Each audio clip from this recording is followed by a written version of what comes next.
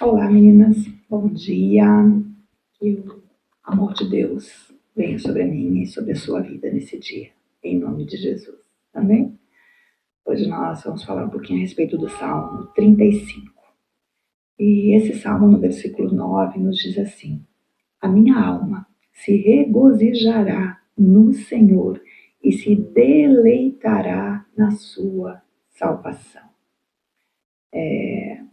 Amadas, muitas vezes nós, mesmo sendo cristãs, né, assim como Davi, muitas vezes nós temos muitos inimigos. E não adianta nós tentarmos dar desculpas, dizendo que nós amamos essas pessoas, que nós não deveríamos ter desavenças, porque certamente esses inimigos, eles estão por aí, eles estão em todos os lugares, embora eles não sejam inimigos da nossa parte. A Bíblia vem nos falando isso, né? Que no que depender de nós, que nós tenhamos paz com todos, mas muitas vezes não depende de nós. Então, muitas vezes basta nós sermos cristãos para sermos perseguidos, para sofrermos, né, perseguições. Muitas vezes no nosso trabalho, só o fato de dizermos que somos cristãos, no nosso colégio, quando dizemos que somos cristãs, vem a perseguição. Então, assim como nós, Davi também, ele tinha muitos inimigos. Ele tinha inimigos entre os pagãos, ele tinha inimigo entre o povo de Israel, ele tinha inimigos dentro do palácio, ele tinha inimigos dentro da sua parentela, no meio da sua família, e ele também tinha inimigos dentro de si mesmo. E também os inimigos demoníacos, né? O próprio inimigo das nossas almas. Então, acho que, além de Davi, só Jesus Cristo, para ter tido tantos inimigos desta forma, né? Então, assim como Davi, nós também temos esses mesmos inimigos, né? Como já falamos, no trabalho, na escola, na rua, em casa, né? Entre os nossos parentes, na nossa família, às vezes até mesmo dentro da igreja, né? Não que queiramos, mas às vezes acontece. Sem falar nos demônios, que são nossos inimigos, da nossa própria natureza pecaminosa, que todo dia está conspirando contra nós, e esses inimigos também todos os dias conspirando contra nós. Então, o que nós precisamos entender e aprender é deixar, né, esses inimigos nas mãos de Deus. Nas mãos de Deus. Assim como fez Davi. Então, nós vemos nesse salmo, né, Davi falando, né, que a minha alma vai se regozijar no Senhor e se deleitará na sua salvação. Então, quando nós vemos Davi falando isso, nós vemos que Davi ele estava procurando se vingar dos inimigos com as próprias mãos? Não. Ele deixou a vingança nas mãos de Deus, né? Porque ele entendia que não adiantava ele ficar contendendo com esses inimigos. Nada ia ajudar, né, ele lutar contra esses adversários. Davi não podia vencê-los. Isso ia exigir de Davi ter as mesmas armas que o inimigo, e às vezes o inimigo tem armas mais poderosas. E assim acontece comigo e com você, né? Então, assim como Davi fez, nós também devemos fazer. Então, Davi, ele pede que Deus use as suas armas. Então, você vai ver Davi falando para Deus: embraça o escudo e o broquel e ergue-te em meu auxílio. Empunha a lança e reprime o passo aos meus perseguidores. O que Davi estava pedindo para Deus? Deus, luta a minha batalha. Eu não vou conseguir sozinha. Eu não tenho as armas. O Senhor luta por mim. Era isso que Davi estava falando.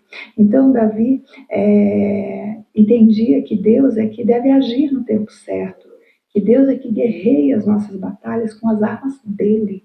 E quando Deus vem com as armas dele, nenhum deles pode nada. Então a Bíblia, ela nos diz mais, ela diz que nós não devemos nos vingar a nós mesmos, né? Lá no livro de Romanos, capítulo 12, versículo 19, diz assim: não os vingueis a vós mesmos, amados, mas dai lugar à ira, porque está escrito: a mim pertence a vingança, eu é que retribuirei, diz o Senhor. Então esse salmo, ele vem corroborando isso, ele vem nos ensinando a clamar a Deus e deixar a nossa luta com o Todo-Poderoso. É isso que esse salmo está nos ensinando. Então, querida, você tem algum inimigo? Deixa ele com Deus. Deixa ele com Deus.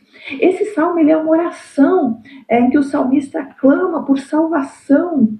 E ele clama entendendo que essa salvação só existe em Deus. E ele está tão desesperado porque era uma situação muito grave na sua vida. E somente Deus poderia salvá-lo. Então ele diz lá no versículo 3: dize a minha alma, eu sou a tua salvação. Então ele estava clamando para Deus: Senhor, fala para mim que o Senhor é a minha salvação. E Davi sabia disso. Então eu e você devemos fazer como Davi, né?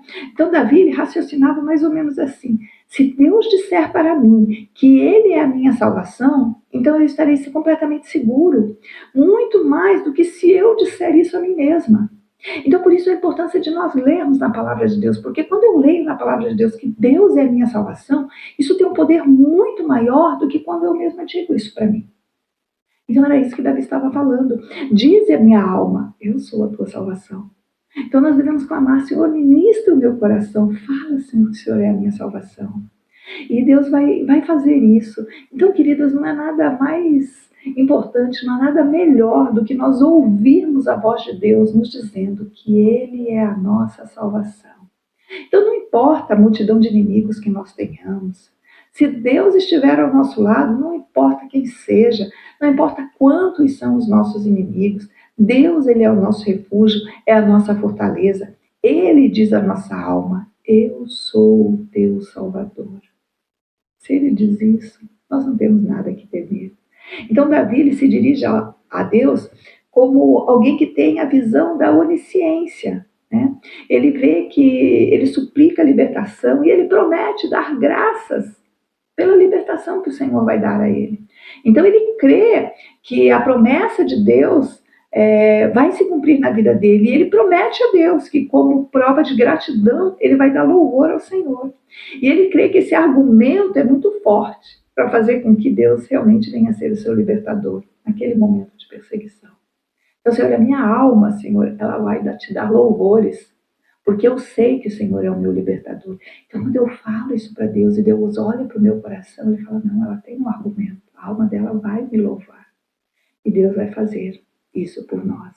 Então, queridas, entreguemos para Deus os nossos adversários e vamos confiar que o Senhor, Ele é a nossa salvação. Ele é o nosso socorro e o nosso refúgio.